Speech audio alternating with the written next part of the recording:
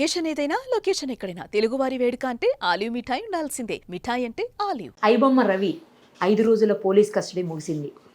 అయితే విచారణలో అసలు అతను ఏం చెప్పాడు? ప్రస్తుతం మనతో పాటు సిసిఎస్ నుంచి క్రైమ్ పోలీస్ ఆఫీసర్ సిఐ గారు ఆయన నరేష్ గారు ఉన్నారు. ఆయనతో మాట్లాడదాం. ఎందుకంటే ఎస్పెషల్లీ ఈ కేసును ఫస్ట్ నుంచి ఫాలో అవుతున్నటువంటి పర్సన్. సో ఆయనకు మొత్తం తెలుస్తుంది. ఒకసారి అడుగుదాం. సార్ నమస్తే. సార్ ఏంటి పరిస్థితి, అసలు ఏం చెప్పాడు? దాదాపు 5 రోజులు పోలీస్ కస్టడీకి తీసుకున్నారు.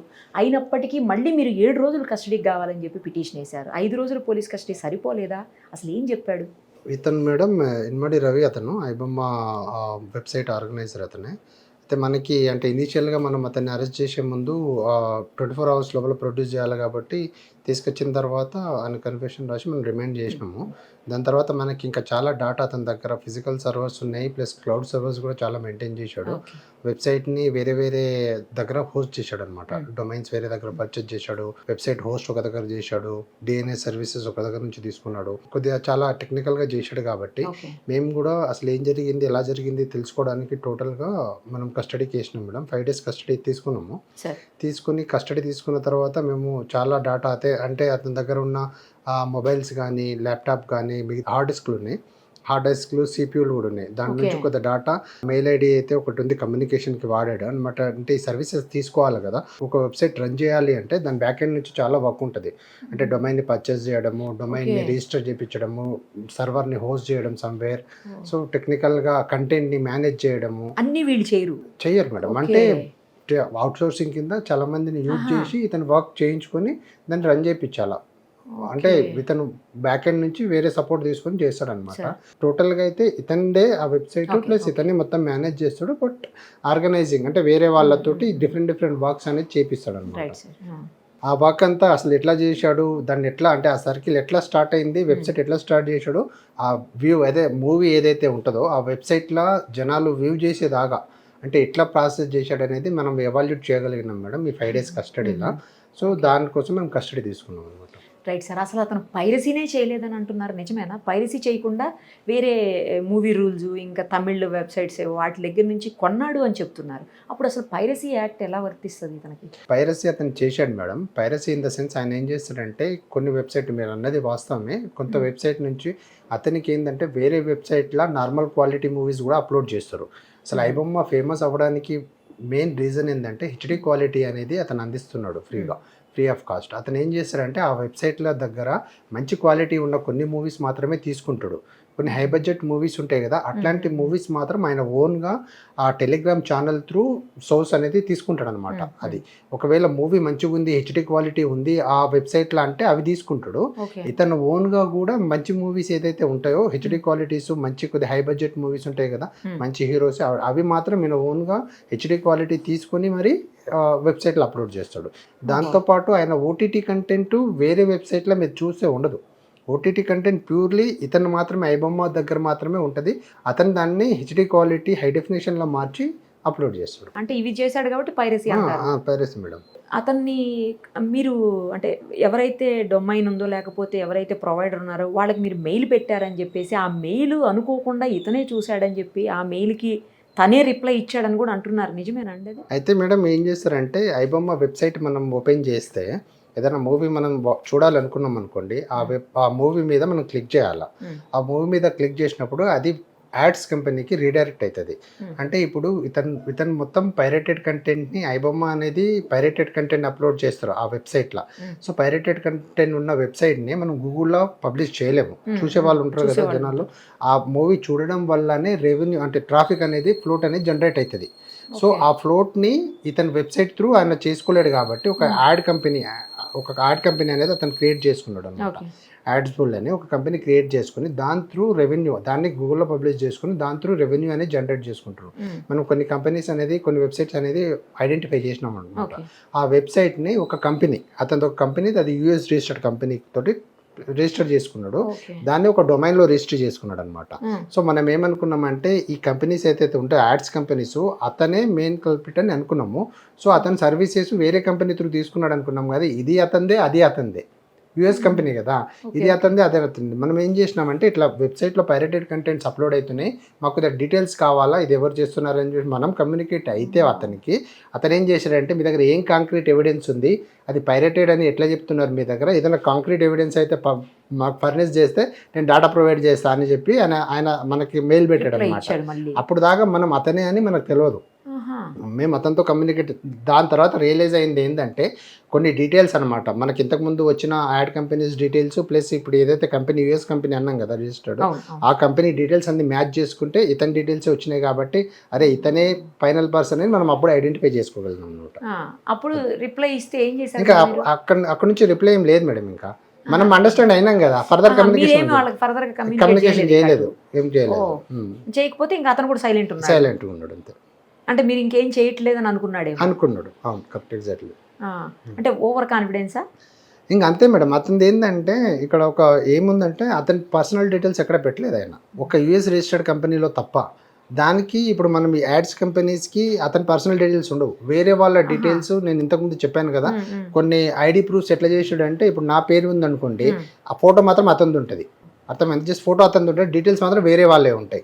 సో ఆ జాగ్రత్త పడ్డాడు ఆయన. ఈవెన్ ఆయన పేమెంట్ ఏదైతే చేస్తాడో ఏది సర్వీసెస్ మేడం, డిఫరెంట్ సర్వీసెస్, ఇప్పుడు ఏం చేయాలని చెప్పి అక్కడ హోస్ట్ చేశాడు ఆయన, రిజిస్టర్ చేసుకున్నాడు, డొమైన్ రిజిస్టర్ అక్కడ చేసుకున్నాడు, హోస్ట్ ఐపీ వాల్యూమ్ అని చెప్పేసి ఒక కంపెనీలో హోస్ట్ చేసుకున్నాడు, సర్వర్ని హోస్ట్ చేసుకున్నాడు అక్కడ, అది వెబ్సైట్ సర్వర్ని అక్కడ హోస్ట్ చేసుకున్నాడు అనమాట.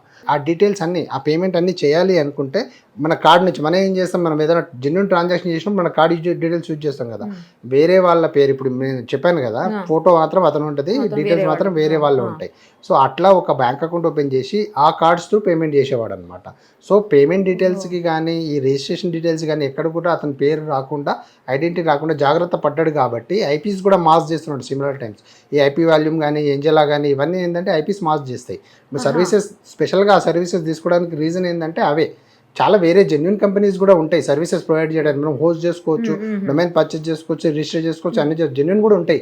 వేరే మన ఐపీస్ అనేది మనం మానిటర్ చేస్తాం. ఇప్పుడు కొంతమంది కొన్ని కంపెనీస్ స్టార్ట్ చేస్తారు కదా మేడం, వాళ్ళు జెన్యూన్ కంపెనీస్ త్రూ హోస్ట్ చేసుకుంటూ సర్వీసెస్ తీసుకుంటాడు. తను ఆ కంపెనీస్కి సర్వీసెస్ తీసుకుంటాడు అంటే ఓన్లీ ఐపీస్ మాస్క్ చేయడానికి. సో ఆయన ఐడెంటిటీ కానీ ఆయన పేమెంట్ డీటెయిల్స్, ఆయన బ్యాంక్ డీటెయిల్స్ కానీ ఎక్కడా లేకుండా చాలా జాగ్రత్త పడ్డాడు. మీకు కొంచెం టఫెస్ట్ కేసే కదా ఇది? చాలా టఫెస్ట్ కేసే మేడం. ఇనీషియల్గా మాకేంటంటే వేరే కేసులో అంటే మూవీ పైరసీ కేసు ఇంతకుముందు మనం చేసిన కేసులలో కొద్దిగా లీడ్ ఉండేది, కానీ ఈ కేసులో ఎటువంటి లీడ్ లేదనమాట. వెబ్సైట్ తప్ప మనకి ఏం లేదు. ఎంతసేపు ఆ వెబ్సైట్లో ఏముంది, అసలు ఎక్కడుంది, మేమేందంటే చాలా సోర్స్ కోడ్స్ కూడా అవన్నీ కూడా స్టడీ చేసినాం అనమాట. పబ్లిష్ ఐడి కానీ అవన్నీ స్టడీ చేసినాం దాంట్లో, కానీ మనకి ఏం క్లూ దొరకలే.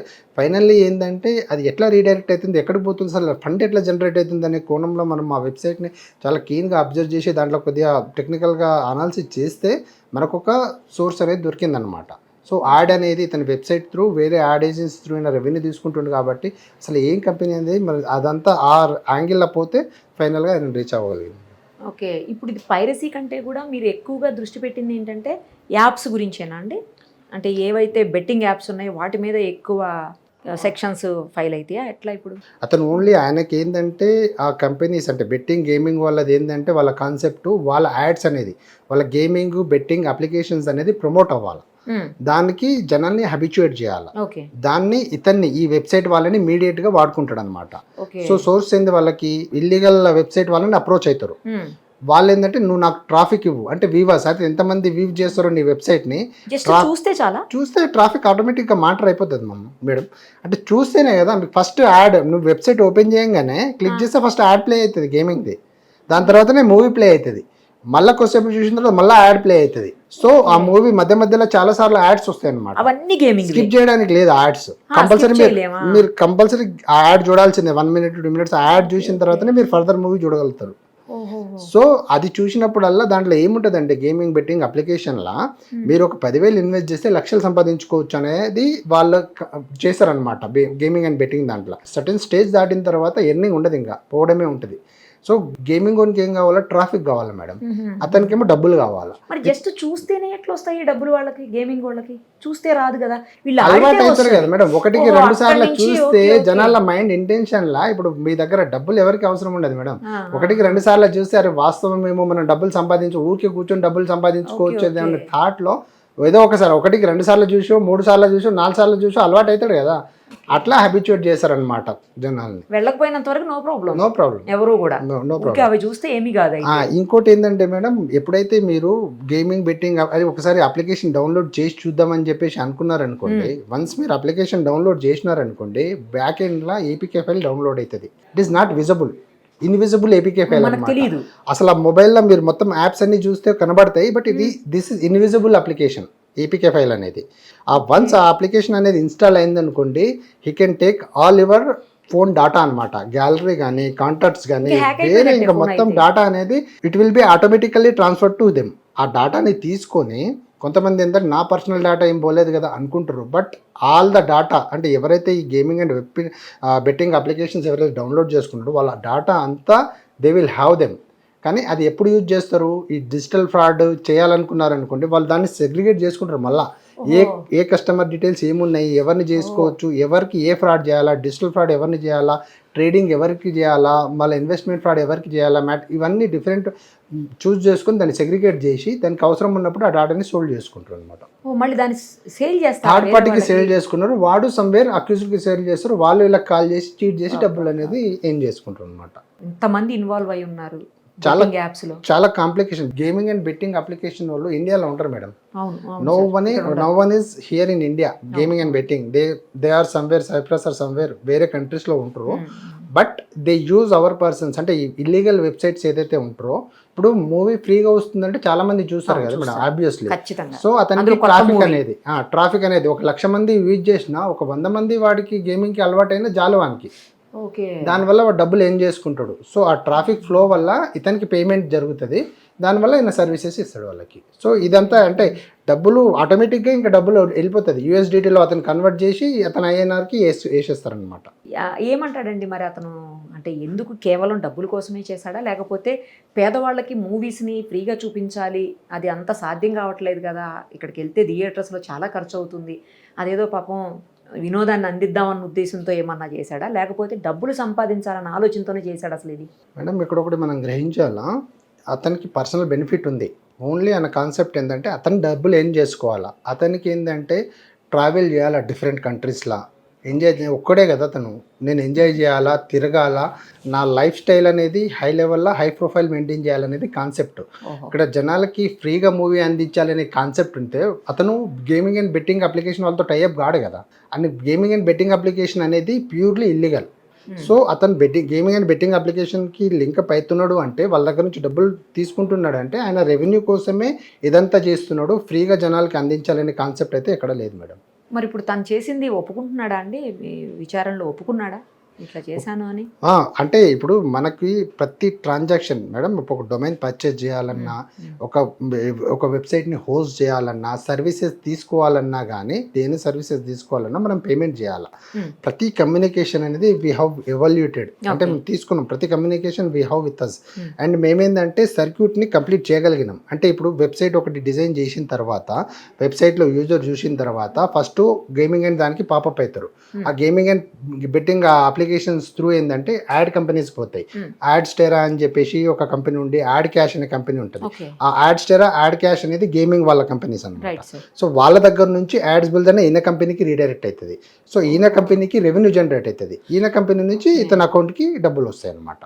కానీ మన ఇండియాలో గేమింగ్ యాప్స్, ఈ బెట్టింగ్ యాప్స్ అని బ్యాన్ చేశారు కదా, మరి ఎట్లా వస్తున్నాయి అయినా కూడా మనకు? గేమింగ్ బెట్టింగ్ యాప్స్ అనేది అంటే MHA అంటే మినిస్టర్ ఆఫ్ హోమ్ అఫైర్స్ వాళ్ళు ఇంట్రెస్ట్ తీసుకొని ఏదైతే ఇల్లీగల్ గేమింగ్ అండ్ బెట్టింగ్ ఉందో మేడం, వాళ్ళని కొన్ని బ్యాన్ చేశారు. బట్ ఇక్కడ కూడా ఏం చిన్న ఫ్లా ఏముందంటే, అన్ని స్టేట్లలో, ఇండియాలో కూడా అన్ని స్టేట్ల గేమింగ్ బెట్టింగ్ అనేది ఇల్లీగల్ కాదు. కొన్ని ఏంటంటే ఇండివిజువల్ స్టేట్స్ అనేది సెంట్రల్ లాతో పాటు కొన్ని స్టేట్ లాస్ అనేది డిజైన్ చేసుకున్నాము. మన ఏపీ అండ్ తెలంగాణలో గేమింగ్ అనేది కంప్లీట్లీ ఇల్లీగలే కదా, కంప్లీట్లీ ఇల్లీగల్. మీరు ఆ గేమింగ్ అండ్ బెట్టింగ్ అప్లికేషన్స్ ఏదైతే డౌన్లోడ్ చేసుకుని ఆప్షన్స్ ఇస్తారో, మన ఆప్షన్స్ రావు, మన స్టేట్ ఆప్షన్స్ రావు, వేరే స్టేట్ ఆప్షన్ పెట్టుకొని మనం ఆడుకోవాలి. సో దానికోసం అంటే కంప్లీట్లీ ఇల్లీగల్ కాబట్టి దీన్ని ఎవరు ఎంటర్టైన్ చేయరు. సో దీనివల్ల ఏంటంటే మేడం, ఇంకొకటి చాలా మంది రెవెన్యూ పోగొట్టుకోవడం ఒకటి, ఏదైతే ఈ గేమింగ్ అండ్ బెట్టింగ్ వాళ్ళకి అలవాటు అవుతారో వాళ్ళు రెవెన్యూ పోగొట్టుకోవడం ఒకటి, వాళ్ళు వేరే వాళ్ళకి క్రెడిట్స్ తీసుకొని డబ్బులు లక్షల క్రెడిట్ తీసుకొని వాళ్ళకి పే చేయలేక కొంచెం చాలా మంది ప్రాణాలు కూడా కోల్పోతున్నారు, సూసైడ్ చేసేసుకుంటున్నారు చాలా మంది. అదే బాధ అనిపిస్తుంది. ఇంకొకటి, ఇప్పుడు అసలు మన స్టేట్ ఎస్పెషల్లీ ఇండియాలో మన స్టేట్స్కే ఎందుకు ఇంత గేమింగ్ యాప్లు బెట్టింగ్ యాప్లు ఎందుకు ఇంతమంది బలైపోతున్నారు సార్? మనకు అవగాహన లేకనా, లేకపోతే అసలు ఎక్కువ సంపాదించాలన్న ఆ ఇది మనకే ఎక్కువ ఉందా ఏంటి అసలు? ఇప్పుడు దీంట్లో ఏంటంటే మేడం, మామూలుగా జాబ్స్ లేనోళ్ళు, అంటే ఇంట్లో ఉండి జాబ్ లేనోళ్ళు ఒకటి, జాబ్ ఉండి కూడా పార్ట్ టైంగా ఇంకా డబ్బులు ఎర్న్ చేసుకోవాలని కొన్ని రెండు రకాలు కూడా జనాలు డబ్బులు ఎర్న్ చేయాలనే కాన్సెప్టే. ప్లెజర్ ఒకటి వస్తుంది ఆడుతుంటే, దాంతోపాటు కొంత డబ్బులు గెయిన్ చేయాలని. ఒకసారి డబ్బులు పోగొట్టుకున్న అతను మళ్ళీ ఇంకా పెడితే ఇంకా వస్తాయేమో అనే కాన్సెప్ట్లో కంటిన్యూ చేస్తూనే ఉంటారు. సో అతనికి తెలియదు ఇంత డబ్బులు లాస్ అవుతా అని చెప్పేసి. ఫైనల్గా దీంట్లో చూస్తే ఏంటంటే ఒక 20 లక్షలు 50 లక్షలు పోగొట్టుకుంటూ ఉంటారు. ఇంకా దాని తర్వాత ఏం చేయలేడు కదా మేడం. ఇంకా అతనికి ఎప్పటివరకు అయితే అప్పు పుడుతుందో, క్రెడిట్ ఇచ్చేటోళ్ళు ఉంటారో అప్పటి వరకు క్రెడిట్ తీసుకుని ఆడతాడు. వన్స్ వేరే వాళ్ళు బయట నుంచి డబ్బులు రావడం ఆగిపోతే అప్పుడు ఆగిపోతాడు అతను అప్పుడు రియలైజ్ అవుతాడు, అరే ఇంత డబ్బులు పోగొట్టుకున్నానా అని. వీళ్ళు వచ్చి నా డబ్బులని అడిగేసరికి అతనికి ఏం చేయాలో వాళ్ళకి రెవెన్యూ ఉండదు, ఏం చేయాలో తెలియక సూసైడ్కి ట్రాన్స్ఫర్ అవుతారు అనమాట. మొన్న మా ఆఫీస్కి వచ్చాడు సార్, ఏకంగా 24 కోట్లు పోగొట్టుకున్నాడు బెట్టింగ్ యాప్స్లో. 24 కోట్లు పోయే వరకు ఏం చేస్తున్నాడో అర్థం కాలే అసలు మాకు. ఇప్పుడు అదే మేడం, దీంట్లో ఏంటంటే ఆ గేమింగ్ ఆడుతుంటే ప్లెజర్ ఒకటి వస్తుంది, టైం ఒకటి పాస్ అవుతుంది, వాళ్ళకి ప్లెజర్ ఒకటి వస్తుంది. ప్లస్ ఏంటంటే ఇప్పుడు కాకపోతే నెక్స్ట్ టైం అయినా వస్తుందేమో అనేసి అది గేమ్ వస్తుందేమో అని. గేమ్ బై లక్ ఒకటి, గేమ్ బై ఛాన్స్ రెండు ఉంటాయి అన్నమాట ఇంట్లో. ఇక అది మనం డిపెండ్స్ అపాన్ మేడం.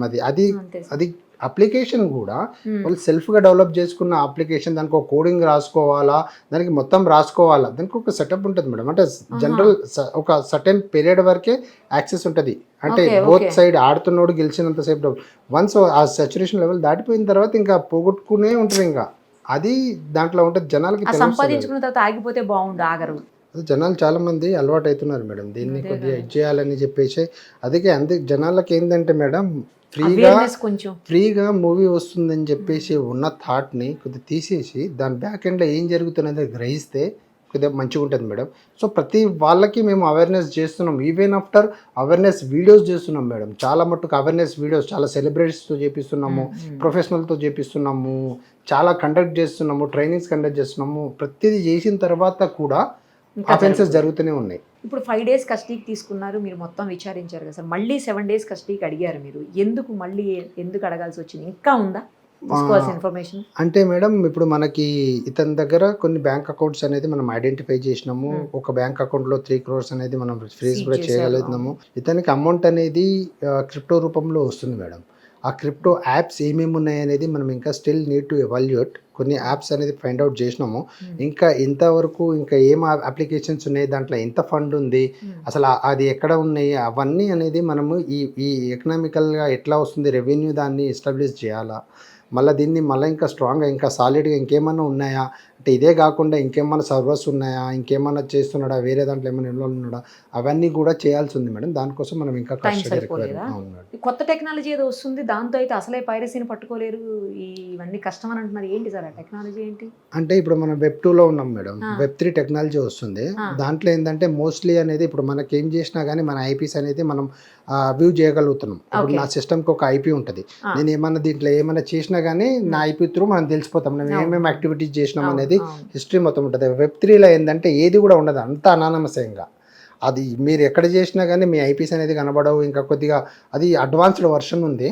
మరి దానికి గవర్నమెంట్ ఎంతవరకు దాన్ని చేస్తుంది చూడాలి మేడం. అది సార్ 100 కోట్ల వరకు సంపాదించాడు ఐబొమ్మ రవి అని అంటున్నారు, నిజమా? అంత సంపాదించాడా? అది చూస్తున్నాం మేడం. అదే మనకి ఏంటంటే క్రిప్టో అనేది అసలు అతను ఎక్కడ పెట్టినాడు, అసలు ఏం వ్యాలెట్స్ వాడినాడు, ట్రాన్సాక్షన్స్ ఎక్కడ రిసీవ్ అవుతున్నాయి, క్రిప్టో ఫామ్లో ఎక్కడ రిసీవ్ అవుతున్నది, కన్వర్ట్ అవుతుంది ఐఎన్ఆర్లో అయితే మనకు ఐడెంటిఫై అయింది, బ్యాంక్ అకౌంట్స్లో పడుతుంది.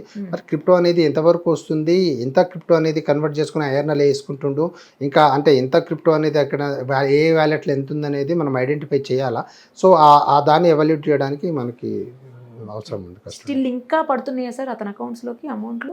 అంటే ఇప్పుడు అవును, అంటే వెబ్సైట్ అనేది లేదు కదా మేడం, టేక్ డౌన్ అయిపోయింది కదా. వన్స్ వెబ్సైట్ రన్ కానప్పుడు ట్రాఫిక్ జనరేట్ కాదు కాబట్టి రెవెన్యూ అనేది ఆగిపోతుంది, వాళ్ళు కూడా ఆపేస్తారు. ఓకే, అతని ఇల్లు కూడా సీజ్ చేశారని విన్నాం సార్, కరెక్టేనా? లేదు మేడం, ఐడెంటిఫై చేసిన ప్రాపర్టీస్ ఏమేమి ఉన్నాయో అవి తర్వాత సీజ్ చేస్తామండి. ఎక్కడెక్కడ ఉన్నాయి సార్? వైజాగ్లో, హైదరాబాద్లో కొన్ని ప్రాపర్టీస్. అక్కడ అతను ఉండే కంట్రీలో కూడా ఉన్నాయి అంటున్నారు. అది ఇంకా చూడాలి మేడం, ఇంకా మనకు ఐడెంటిఫై అవ్వలేదు అక్కడ ఏమున్నది, అది చూస్తాము, చూసి చేస్తాం. ఇప్పుడు 3 CR వరకే ఫ్రీజ్ చేయగలిగినాము. కానీ వచ్చింది 20 CR వరకు అఫీషియల్ గా కనిపిస్తుంది. ట్రాన్సాక్షన్స్ బ్యాంక్ అకౌంట్లలో ట్రాన్సాక్షన్స్ ఉన్నాయి. సో ఇప్పుడు ఉన్న అమౌంట్ మాత్రం మనకి లైవ్ గా ఉన్న బ్యాలెన్స్ మాత్రం మనం సీజ్ చేయగలం. మిగతాది డ్రా చేసేసారా? అంటే వాడుకునేది అంటే అతనికి ఈ బెట్టింగ్ దగ్గర నుంచి స్టార్ట్ చేసినప్పుడు, వెబ్సైట్ స్టార్ట్ చేసినప్పటి నుంచి ఇప్పుడు దాకా వచ్చిన రెవెన్యూ బ్యాంకింగ్ అకౌంట్స్ లో మనకి అంత ట్రాన్సాక్షన్స్ ఐడెంటిఫై చేసినాము. దాంట్లో ఉన్న అవైలబుల్ బ్యాలెన్స్ మాత్రం సీజ్ చేయగలిగాము. ఇప్పుడు వాళ్ళ పేరెంట్స్ని కానీ లేకపోతే వాళ్ళ అంటే వైఫ్ లేరు అనుకోండి, వాళ్ళని వాళ్ళ ఫ్రెండ్స్ని ఎవరినన్నా కూడా అంటే ఇంట్రాగేట్ చేసే అవకాశాలు ఉంటాయా సార్? అట్లా ఏమి ఉండదా? ఒక ఫ్రెండ్ ఉన్నాడు, తను కూడా తనకి కొద్దిగా హెల్ప్ చేశాడు అనమాట దీంట్లో. అంటే పోస్టర్స్ ఉంటాయి కదా మేడం, ఈ మూవీ పోస్టర్స్ అంటే ఒక వెబ్సైట్లో ఆ పోస్టర్ అనేది ఎట్లా ఉండాలా, movie back end movie upload చేస్తాము స్ట్రీమింగ్ బ్యాక్ ఎండ్ నుంచి, లింక్ ఒక దగ్గర నుంచి అప్లోడ్ అవుతుంది. అంటే ఇప్పుడు అతను ఏం చేశాడంటే కొన్ని యాక్సెస్ కొంతమందికి ఇచ్చాడనమాట. నాకు ఒక పోస్టర్ డిజైన్ ఇక్కడ ఒక అతనికి ఒక ఫ్రెండ్కి పోస్టర్ డిజైనింగ్కి ఇస్తాడనమాట. కంటెంట్ మేనేజ్మెంట్ కూడా అతనికే ఇచ్చాడు. Poster design, content management, link upload చేయడానికి. ఆ మూవీ లింక్ అప్లోడ్ చేసిన తర్వాత స్ట్రీమింగ్ అనేది బ్యాక్ ఎండ్ సర్వర్ నుంచి స్ట్రీమింగ్ అవ్వాలి మూవీ అది. సో అది అక్కడ నుంచే స్ట్రీమింగ్ అవుతుంది. అది ఎక్కడైతే సర్వర్ ఉండదో ఆల్రెడీ దాంట్లో మూవీస్ ఉంటాయి కాబట్టి ఆ మూవీని వెబ్సైట్ లో ప్లే కావడానికి స్ట్రీమ్ చేయాలన్నమాట. కోడ్ రన్ చేసి స్ట్రీమింగ్ చేస్తేనే ఆ లింక్ అప్లోడ్ చేసిన లింక్ లో క్లిక్ చేస్తే మనము మూవీ అనేది వ్యూ చేయగలుగుతాం. అంటే అదొక ప్రాసెస్ మేడం. దీంట్లో ఏంటంటే panel web management, admin control, content design, post design, creation. అంటే ఆ మూవీ అంటే ఇప్పుడు మనకి వెబ్సైట్ పేజ్లో మనకేంటంటే పోస్టర్ కనబడుతుంది కదా, మూవీ పోస్టర్ కనబడుతుంది, అప్లోడ్ డౌన్లోడ్ ఆప్షన్స్ ఉంటాయి అన్నమాట. డౌన్లోడ్ చేసుకోవచ్చు మనం, ఆ పోస్టర్ కూడా కంటెంట్ అనేది కనబడుతుంది. సో బ్యాక్ ఎండ్ నుంచి దాన్ని స్ట్రీమ్ చేసి రన్ చేయించాలి. ఆ సర్వర్లో ఉన్న మూవీని వెబ్సైట్ మీద రావాలంటే కోడ్ జనరేట్ చేసి రన్ చేయించాలన్నమాట. అంటే డిఫరెంట్ పర్సన్స్ని కొద్దిగా తీసుకుని చేస్తున్నాడు ఇతను, కొంతమందిని ఇది చేసుకుని అవుట్ సోర్సింగ్తో చేస్తున్నాడు. అది కూడా మనం ఐడెంటిఫై చేయగలిగినాం. అంటే సర్క్యూట్ అనేది క్లోజ్ చేయగలిగినాం. అంటే ఎట్లా వెబ్సైట్ డిజైన్ చేసిన దగ్గర నుంచి ఆ మూవీ జనాలకు వచ్చే దగ్గర నుంచి ఎట్లా జరిగింది ప్రాసెస్ అనేది వి ఎవాల్యుయేటెడ్ ఇట్. అండ్ కొద్దిగా రెవెన్యూ ట్రాన్సాక్షన్ అనేది, క్రిప్టో ట్రాన్సాక్షన్ అనేది ఐడెంటిఫై చేయాలా, దానికోసం మనం కస్టడీ తీసుకుంటాం. ఇప్పుడు ఇతని మీద ఏమేమి సెక్షన్స్ పెట్టారు సార్? ఆ సెక్షన్స్ అన్నిటికీ ఎంత శిక్ష ఉంటుంది? అంటే ఇప్పుడు డిఫరెంట్ సెక్షన్స్ ఉన్నాయి మేడం. ఐటీ యాక్ట్స్ ఉన్నాయి, సినిమాటోగ్రఫీ యాక్ట్ ఉంది, బ్రాడ్కాస్టింగ్ యాక్ట్ ఉంది, ప్లస్ ఆయన కొన్ని ఐడి ప్రూఫ్స్ వేరే వాళ్ళే తీసుకున్నప్పుడు ఫోర్జరీ కేసు ఉంది, ఆర్గనైజ్డ్ క్రైమ్ ఉంది, వేరే వాళ్ళు ఇన్వాల్వ్ ఉన్నారు కాబట్టి దీంట్లో డిఫరెంట్ సెక్షన్స్ చేసినాం. మాక్సిమం 7 years పనిష్మెంట్ వరకు సెక్షన్స్ ఉన్నాయి. Max 7 years. నాన్ బెయిలబుల్ చాలా ఉంటాయి సార్ ఇందులో. అవును మేడం. కానీ బెయిల్ వచ్చే అవకాశం ఉంది, తొందరగానే అయిపోతుందని ఒక అడ్వకేట్ అంటున్నారు. అంటే డిపెండ్స్ మేడం. ఇప్పుడు ఏంటంటే ఒక క్రైమ్ చేసిన తర్వాత మనం అతన్ని రిమైండ్ చేయగలుగుతాం అన్నమాట కొన్ని రోజులు. అంటే వాళ్ళు కూడా బెయిల్ పిటిషన్ ఫైల్ చేస్తారు, దాని మీద విచారణ జరుగుతుంది. డిస్క్రిమినేషన్ అనేది జడ్జి డిస్క్రిమినేషన్ అనమాట. ఎన్ని రోజులు ఉంచాలా, ఎన్ని రోజులు అతన్ని రిలీజ్ చేయాలనేది it's depend upon court only. కానీ కేసు మాత్రం ట్రయల్ నడుస్తున్న, మన ఇన్వెస్టిగేషన్ నడుస్తుంటుంది, ఛార్జ్షీట్ ఫైల్ చేస్తాము, దాని తర్వాత ట్రయల్కి అటెండ్ అవ్వాలా, దాని తర్వాత అది అక్విటల్ అనేది తర్వాత డిపెండ్. అంటే మన దగ్గర ఇప్పుడు ఉన్న దాంట్లో అయితే మనం టెక్నికల్ ఎవిడెన్సెస్ అన్నీ మనం గ్యాదర్ చేయగలిగినాము, దాన్ని కరెక్ట్గా ప్రజెంట్ చేయగలిగినాము. చాలా అంటే అతనికి సోషల్ మీడియాలో కావచ్చు, బయట అంతా కూడా అతనికి చాలా సపోర్ట్ వస్తుంది సార్. యాక్చువల్లీ చెప్పాలంటే ఒక ఆటో డ్రైవర్ అయితే ఒక పోస్టర్ వేసుకొని తిరుగుతూ ఉన్నాడు స్టిల్ ఇప్పటికీ కూడా. అంటే మూవీస్ని చాలా తక్కువ ప్రైస్కి అతను అందించాడు అని ఒక రకమైనటువంటి అభిమానం అతని మీద కనిపిస్తూ ఉంది జనాల్లో. అంటే తక్కువ అమౌంట్కి కాదు మేడం, ఫ్రీ కంటెంట్ కదా మేడం, అది ఫ్రీగా ఇస్తున్నాడు జనాలకి. అంటే వెబ్సైట్ మనకి ఇంటర్నెట్ బ్రౌజింగ్ ఒకటే అవసరం దానికి, ఇంకా అంతే ఇంకేం అవసరం లేదు. సో ఫ్రీగా ఇస్తున్నాడు కాబట్టి జనాలకి ఏంటంటే ఒక 500-1000 రూపాయలు మిగిలినాయి అనుకుంటున్నారు. థియేటర్కి అవసరం లేదు, ఇంట్లో కూర్చొని చూసుకుంటాం, లేకుంటే కార్లను ఆటోలను చూసుకోగలుగుతున్నాం అనేది ఒకటే తప్ప దానివల్ల డాటా బ్రీచ్ అవుతుంది, ఇదంతా జరుగుతుంది అనేది జనాలకు తెలుస్తలేదు. కొద్దిగా ఇదంతా అంటే ఇల్లీగల్ వెబ్సైట్లలో మూవీస్ చూడకోకుండా ఉంటే వాళ్ళకి సైబర్ అఫెన్స్కి బారిన పడరు, వాళ్ళకంటే గేమింగ్ అని పెట్టిన దానికి అలవాటు కారు, వాళ్ళకి అంటే డబ్బులు పోగొట్టుకోరు. కాబట్టి అన్ని రకాలుగా ఇవన్నీ స్కిప్ చేయాలి అంటే ఇట్లాంటి ఇల్లీగల్ వెబ్సైట్లలో పైరేటెడ్ కంటెంట్ చూడకుండా ఉండడం అనేది బెటర్ అనేది నా కాన్సెప్ట్. రైట్ సార్, ఫైనల్లీ ఒక్కటి చెప్పండి. అతను అరెస్ట్ చేయడానికి వెళ్ళినప్పుడు మిమ్మల్ని ఇబ్బంది పెట్టాడు, బయటికి లోపలికి రానియకుండా చాలాసేపు బయటే ఉంచిపెట్టి అతని సర్వర్లన్నీ ఏదో క్లీన్ చేశాడు అని చెప్పేసి ఏదో న్యూస్ స్ప్రెడ్ అయింది, అది నిజమా సార్? ఒక 1/2 hour 40 minutes అట్లా కొద్దిగా డోర్ ఓపెన్ చేయలేదు మేడం మాకి. దాని తర్వాత అక్కడ ఉన్న మేనేజ్మెంట్, సెక్యూరిటీ పీపుల్ వాళ్ళతోటి కొద్దిగా కోఆర్డినేట్ చేసుకుని తర్వాత డోర్ తీశాడు. ఆ లోగల కొద్దిగా హైడ్ చేయడానికి ట్రై చేశాడు, కొంత డేటా కూడా రైప్ చేశాడు, మనం కొద్దిగా రికవరీ చేయగలిగినాము. సో అబ్వియస్లీ అతనికి ఒక అంటే ఆల్రెడీ ఇంతకుముందు మనము పైరసీ మీద CI మన శివానంద్ సార్ ప్రెస్ మీట్ పెట్టినప్పుడు అతనికి అర్థమైంది. దాని తర్వాతనే కదా అతను ఛాలెంజ్ చేయడం జరిగింది. అతనికి తెలుసు అంటే ఎప్పుడన్నా నన్ను పట్టుకుంటారా లేకపోతే ట్రాక్ చేస్తారనేది అతనికి ఒకటి సెన్స్ ఉంది. But all of A sudden అతను అంటే మనం అతన్ని మానిటర్ చేస్తున్నాం కాబట్టి సడన్గా కొట్టేసరికి అతను కొద్దిగా సస్పీషియస్గా అనిపించి ఉండొచ్చు. కొంత డాటా అయితే వాప్ చేశాడు. దాని తర్వాత మనం దాన్ని రిట్రీవ్ చేయగలిగాం. అదే సార్ అన్నాడంట కదా మీతోటి కూడా ఎప్పటికప్పుడుకి నేను దీంట్లో దొరుకుతానని తెలుసు కానీ ఇంత తొందరగా దొరుకుతానని అనుకోలేదు అన్నాడంట. నిజమేనా? అనుకున్నాడు మేడం. అదే అంటే ట్రాక్ చేస్తున్నాం అనేది అతనికి ఒకటి ఉంది. బట్ దొరుకుతానని ఎంత తొందరగా దొరుకుతానని అనుకోలేదు. Right sir. కొద్ది రోజుల్లో మరింత సమాచారం వచ్చే అవకాశం ఉంటుంది. ఎందుకంటే ఒకవేళ మళ్ళీ కనుక కోర్టు కస్టడీకి ఇస్తే పూర్తి స్థాయిలో. Thank you sir. Thank you so much.